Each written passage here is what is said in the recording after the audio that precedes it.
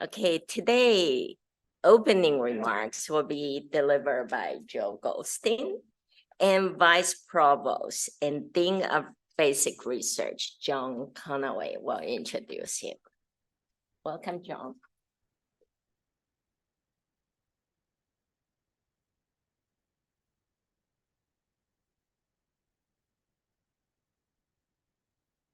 Well, Rayling, you didn't introduce yourself.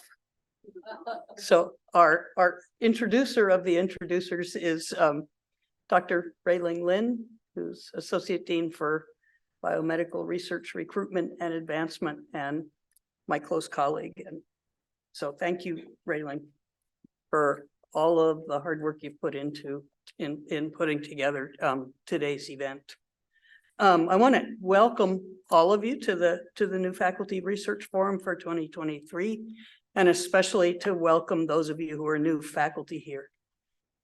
As early career faculty at UT Southwestern, you are the future of the institution, and it's you and your work that will shape the future of UT Southwestern as a leading institution for impactful research that reveals fundamental processes of life and exploits the new knowledge gained from such studies to advance human health. So we're absolutely thrilled that you all are here and really looking forward to hearing about your science. But before we do that, we'll hear from Dr. Joe Goldstein, who, as Rayling said, is going to kick off today's forum. Joe is professor and chair of the Department of Molecular Genetics. He holds the Julie and Louis A. B. Charles Jr. Distinguished Chair in Biomedical Research and the Paul J. Thomas Chair in Medicine. Joe and his colleague, Mike Brown, essentially need no introduction in almost every setting where one might come across them. But just because I'm standing here and supposed to introduce Joe, I'll say, as I think most of you know, Joe and Mike discovered the low-density lipoprotein receptor, worked out how these receptors control cholesterol homeostasis, which at a very basic level opened the field of receptor-mediated endocytosis, and at the clinical level helped lay the conceptual groundwork for development of drugs that lower LDL, blood LDL cholesterol and prevent heart attacks. The screen is going wild in front of me. Okay.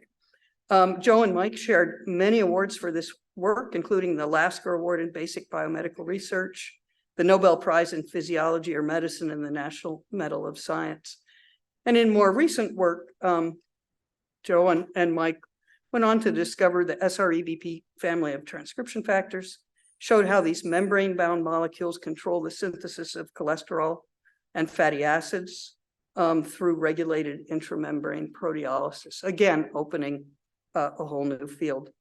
On a personal note, I want to say that Joe and Mike really were my introduction to UT Southwestern in the early 80s, when they came each year to Stanford to present a lecture in a biochemistry course that focused on tight interconnection between fundamental research and clinical insights and advancements.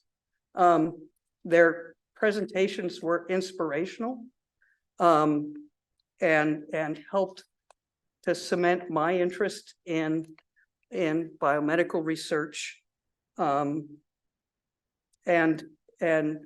on a much greater scale, their legacy of research really helped to make UT Southwestern into the institution that it is today. So without further ado, Joe, thank you so much for being here.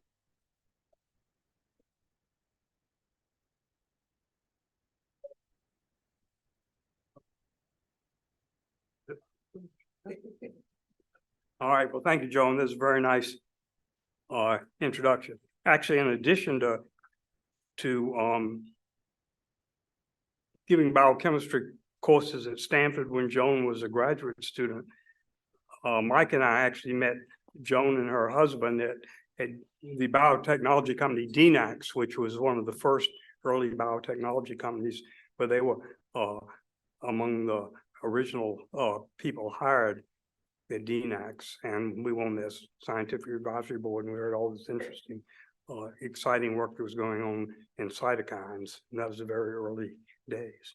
So, Joan, thank you for reminding me about all those early Stanford DNACs meetings.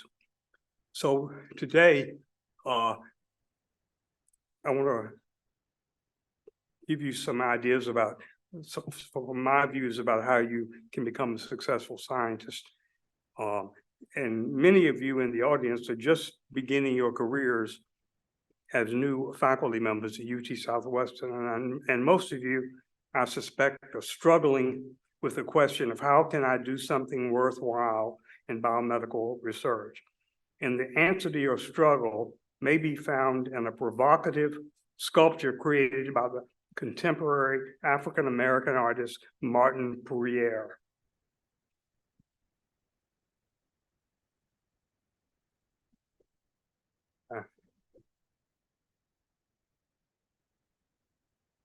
Puryear's sculpture is a tall wooden ladder, 36 feet high, suspended by invisible wires, enabling it to float from the ceiling of the atrium of the Museum of Modern Art in Fort Worth. Puryear constructed the ladder from a single oak tree, and the bottom rung is 2 feet wide and the top rung is 1 inch wide. There are 100 rungs, most of which are at the top and not visible in the slide. I'm not sure what's going on here. I'm not touching anything. The slide on the screen looks okay. Oh, it does? Well, this one here is going backwards. I know. Sorry about that. There are 100 rungs on the ladder, most of which are at the top and not visible in the slide. The narrowing of the ladder towards the top creates a distorted visual perspective that evokes an illusionary goal that is unattainable. It is easy to get both feet on the first rung of the ladder, but it is almost impossible struggle to reach the top. Thank you. Opportunity narrows at the very highest reaches. Puryear created this work to symbolize the struggles of Booker T. Washington, who was the dominant African-American figure in the US in the early 1900s. Booker T. Washington was born into slavery in 1856, was freed at age 9, and by age 25 had established the Tuskegee Institute in Alabama as a trade school for African Americans. His autobiography, Up from Slavery, is still read today more than 100 years after it was written. Harvard University conferred an honorary degree on Washington in 1896 when he was only 40 years of age. Puryear's ladder can be thought of as a universal metaphor for everyone who struggles to do something worthwhile. But there's another way to think about the ladder that may be more relevant to beginning faculty members like those of you in the audience today. If we turn the Booker T. Washington ladder upside down, the difficult challenge is not at the top, but at the bottom, getting your little toe on the first rung. Here, the ladder symbolizes the struggles of a young 34-year-old gastroenterologist named Barry J. Marshall, who made the totally unexpected discovery that peptic ulcers are caused not by stress, but by bacterial Helicobacter infection that can be cured with antibiotics. Marshall got his first toe on the ladder by doing a bold experiment in 1984 when he identified curved bacilli in the stomach of patients with gastritis and ulcer disease. To prove his case, in 1985, he infected himself with the curved Helicobacter bacilli, and this experiment opened a new field, but virtually no one recognized the significance of his work when it was first published in the Medical Journal of Australia, not one of your high-profile, high-impact journals. The Barry J. Marshalls of the world who do truly original research have the first 94 rungs of the upside-down ladder all to themselves for many years until he or she reaches the 95th rung, the 5th rung from the top, where there's now room for other scientists to jump on the bandwagon and join in on the fun and excitement of a new venture. This is the tipping point when the new field of science and medicine explodes with widening opportunities and becomes widely recognized as important. Barry Marshall received the Nobel Prize in Physiology and Medicine in 2005. So what is the best way for a scientist to get his or her little toe on the first rung of the upside down ladder? If you are a young scientist just starting out, the key is to choose the right mentors who can teach you three things. First, how to acquire contagious enthusiasm for your work. Second, how to be ruthless in self-criticism of your own data. And third, how to ask the right question. Asking the right question, one that is original, interesting, and experimentally tractable, is the hardest thing to do in science. In my view, the biggest mistake that beginning scientists make is to follow the crowd, which means you will be asking the next incremental question, not a bold one. The importance of asking the right question and not following the crowd is best illustrated by the career of Richard Feynman. Feynman is considered, after Einstein, to be the world's most brilliant theoretical physicist. He received the Nobel Prize in Physics in 1965 for the theory of quantum electrodynamics, which is said to be the most precise theory of nature that has ever been written. Feynman thrived on outrageous adventure. His advice to young scientists is to have your tea with lemon and cream. So Feynman's behavior once shocked a dean's wife while he was a graduate student at Princeton. Mrs. Eisenhardt, the dean's wife, a legendary figure in those days, presided at Sunday afternoon tea parties that were required for all physics graduate students at Princeton to attend. This was in the 1940s. Her tea parties were stuffy and pretentious. And so she would go around to the students and say, "How will you have your tea, with lemon or cream?" To which Feynman replied, "With both lemon and cream," which led her to explain, "Surely you're joking, Mr. Feynman," which is the basis of one of the best biographies of Feynman, and it's shown here on the cover. By telling us to have our tea with both lemon and cream, Feynman is telling us to ignore conventional wisdom, rather be bold and courageous, be audacious and take risks, don't follow the crowd, tackle messy problems, and that's where the action is. Think big and make an intuitive leap. This will allow you to cut through everyone else's preconceived notions, to ask the right question and discover nature's secrets. To the biochemical scientist, Feynman's dictum to have one's tea with lemon and cream is a perfect metaphor for a special quality that Mike Brown and I have called technical courage. So technical courage is, in our view, arguably the single most important characteristic that should be cultivated in young scientists embarking on a career in biomedical science. So what is technical courage? Technical courage is the confidence and sense of adventure that emerges from sound training in basic or clinical research. It's the courage to think big and to use new approaches and techniques to solve novel problems. It's the courage to avoid bandwagon research. It's the courage to tackle controversial and difficult problems that may take many years to solve. And in a nutshell, it's the courage to take risks. If scientists don't take risks, science will stagnate. If you acquire technical courage, you will always be ahead of the curve. To be a successful scientist, you are no better than your next experiment. You can't rest on your laurels. To put technical courage in more concrete terms, let me just remind you about three contemporary examples.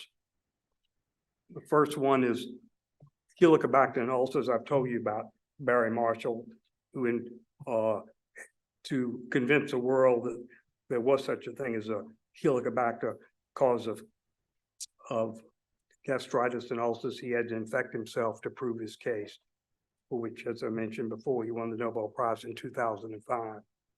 And then there was the discovery of prions as a new biological principle of infection, a protein that actually could infect another protein by changing its conformation. This was a heretical concept put forward by Stanley Prusner. He underwent his concept and he underwent tremendous opposition and ridicule. And eventually people saw the light, and this became the dominant theme in trying to understand neurodegenerative diseases. And Prusner won the Nobel Prize in 1997. And then there's the discovery of the breast cancer gene, BRCA1, by Mary Claire King. Mary Claire King was a PhD who did not have an MD degree, and she was a genetic epidemiologist. And she discovered the fact that there was a breast cancer gene, which most people at that time did not think there was, by breaking every rule of epidemiology, because she collected the extremes of the population, women who had breast cancer and had a family history of either breast cancer or ovarian cancer. Those were the only patients that she examined, and therefore she was able to link a putative breast cancer gene to a given place on the chromosome, and that opened up a whole new field, led to the cloning of the first breast cancer gene and then the second breast cancer gene, and this had tremendous importance in diagnostic and therapeutic medicine. So those are three examples of individuals all still alive today, who very young, all of whom did their key work under age 35, and they showed technical courage. Now, the difficulty with giving advice to young people like you all in the audience today on how to succeed in biomedical research is that no one has really developed a foolproof formula that allows someone to make the next breakthrough. Success is most apt to come from curious and well-trained individuals. Slide went off. It's on. Oh, it's on. Okay, went off here. Okay.